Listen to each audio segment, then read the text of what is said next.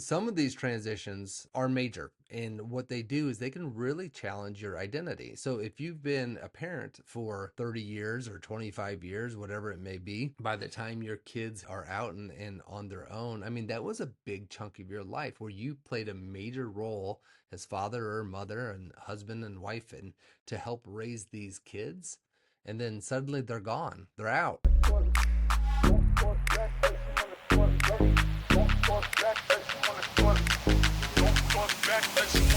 There's one major thing in life that happens to us that most of us are not prepared for, and that's called the transition. Experts say that we will experience 20 to 25 major transitions in our lifetime. And although there's a saying is that our life is a sum of our choices, I would maybe argue is your life is a sum of how you handle those major transitions. So if you think about some of those major transitions, it could be like career, it could be like going into the second half, it could be if you're a parent, being prepared for empty nesting and going through that transition. What was true before, what worked for you before, is not going to be true after the transition. And so we have to make some adjustments. We have to change. We have to have maybe a new vision of who we're going to be post transition.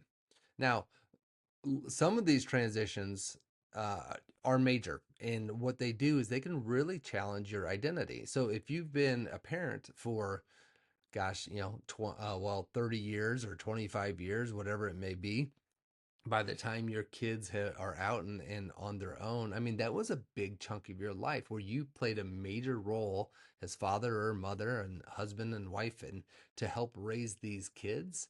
And then suddenly they're gone, they're out, and maybe they move across the country or to a new country. And so you have to adjust, you have to change. Well, you don't have to, but if you don't and you stay in that mode, all of a sudden you're staring across the table at your significant other and you have nothing to talk about, right? That's probably not the vision that you had for raising these kids and working so hard that you would now be struggling to have a simple conversation with your spouse. So what we want to do is we want to plan for what's next. We want to understand and acknowledge that with a transition, it requires an adjustment and it requires a new way to show up. So how do we do this? Why don't we do this? How do we get caught off guard? And I think partly is it's partly we're burying our head in the sand, right? And just saying, I don't want to deal with it, or I'll figure it out when I get there. It's not a great strategy. A lot of people struggle with trying to figure it out once they get there instead of being prepared before they get there. All right, so here are three ways that I think you can be better prepared for what's next. The first thing that you want to do is identify what matters to you. All right, so let's switch the analogy or the example here, and let's say it's just a career change, and you've been in your career for a long time, and you know that it's probably coming where you're not going to be able to do this anymore, or you may get caught in a layoff, or AI is inevitably going to replace your job, right? So you have these ideas of like, my career will likely change in the next 5 years. So we're going to identify, okay, well, then what's important to you? What about work do you particularly like? What are you great at? What do you want your schedule to look like and travel to look like and your teammates to look like? Do you want to do this solo? Do you want to work for a company? Do you want to go work for that nonprofit, cause that you always wanted to serve? What's that criteria look like? That's going to give you a list of things that are important to you. And then number two is, okay, we're going to take that list and we're going to create our options. Now, what I would recommend, I'm sort of nerdy. So what I would recommend is that you put this like in a spreadsheet and you would score each of the criterias based on your options. So it's like, I want to go work for my competitor company. I want to go start my own thing, or I want to work for a nonprofit. Based on your criteria, score how likely that role would satisfy your criteria. You're going to get a score at the bottom. When you get that score at the bottom, you could average it, you could total it, whatever. You're gonna probably see a clear winner, or you might see two that are pretty close. But you could probably rule one out, and you go, okay, I know that if something happened in my career, I would probably pursue this as what's next.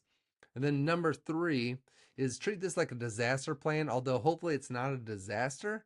But the number one rule in disaster planning is to have a plan, right? So that when the disaster comes, you don't try to figure out and react. That's how people die, right? Because they don't have a plan. Same is true, same applies for what's next training. We want to have a plan.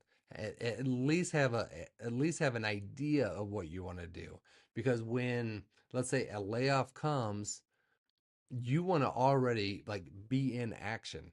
You can also then be proactive. So if you identify that, hey, you want to do your own thing, well, while you're still employed, you go start talking to other self-employed people or entrepreneurs or solopreneurs so that you are ready, right? This only makes sense. So if we think about our transitions of all the things that can happen, career, second half, we know midlife is coming or has come, and we know second half is here. What's retirement going to look like? Empty nesting, um, a grandparent. Like, how are you going to show up? What do you want to look like? There are so many scenarios in our life that that, hey, what's next is going to look a little bit different than it does now. And just with a little bit of intentionality and a little bit of planning, you can figure out what's next so it sets you up for success in that season of your life. I'm Adam Landrum with Made to Matter. You can find out more about madetomatter.coach. And hey, and by the way, if you want to find out what's next in your second half, I have a workshop called this, actually, secondhalfmanworkshop.com is where you can find out more about it. But that's where you take the time, invest in yourself to figure out what's next so you can live an exquisite second half life. Thanks for joining me today. Don't